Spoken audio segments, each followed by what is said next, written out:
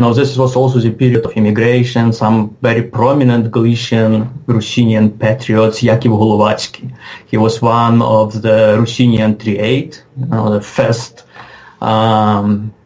basically founders, right, of the literature and vernacular in Ukrainian. Markian Shashkevich, Ivan Vagilevich, and Yakov Holovatsky. And Yakov Holovatsky became explicitly Russophile and eventually emigrated to the Russian Empire, right? Died in Vilnius, which was back then in the Russian Empire. Many of them, of course, didn't know real Russia.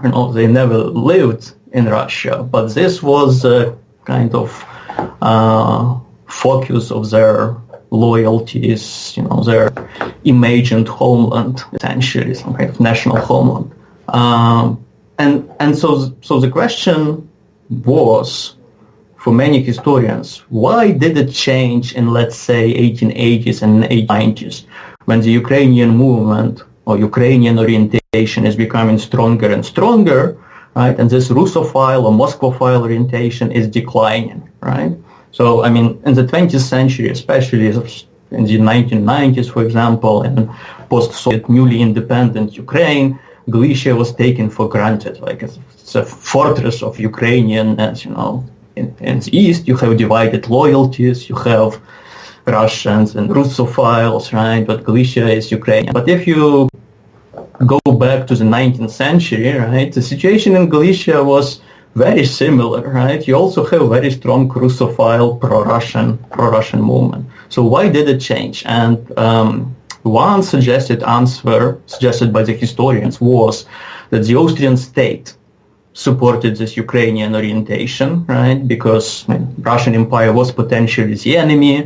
Those Russophiles were potentially disloyal, right, to the Habsburg monarchy. So to strengthen the empire, its presence on the borderland, they supported the Ukrainian movement.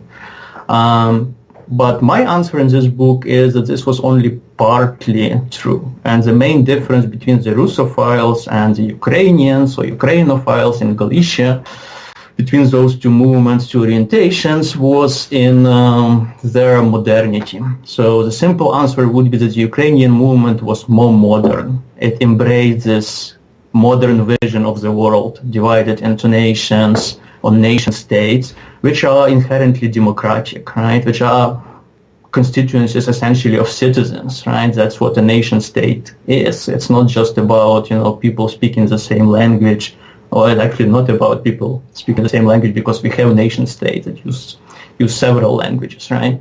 And the Russophiles, they had this more archaic, conservative worldview.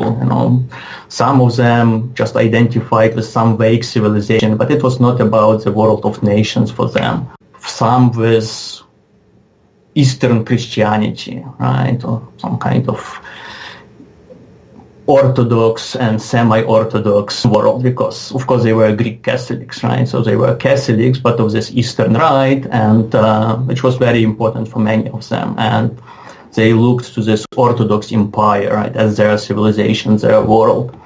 And for some it was about empire, strong imperial power in the East, right, that could save them from this Polish threat, for example, threat of assimilation into the Polish nation. So, if you look at their activities, the Russophiles were very wary of peasants, actually, right? So they maintained this kind of paternalist, patronizing attitude that was typical to basically both Ukrainophiles and Russophiles in the 1870s, but Russophiles maintained it much longer, right? Even into the 1890s, 1900s, while the Ukrainian movement in the 1880s, especially under the influence of its radical wing, people who learned about socialism,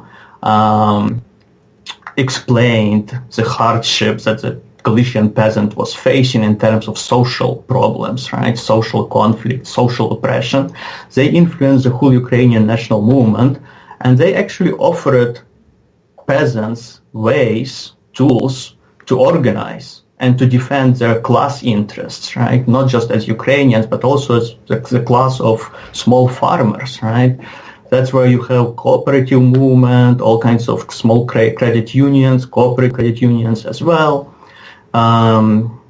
societies for agricultural improvement, and so on and so on and so on. And the Russophiles started doing it much later, basically just copying Ukrainophiles. So by the 1890s, it was clear the Ukrainian movement was actually more modern than the Russophile, or at least that's my argument in that book.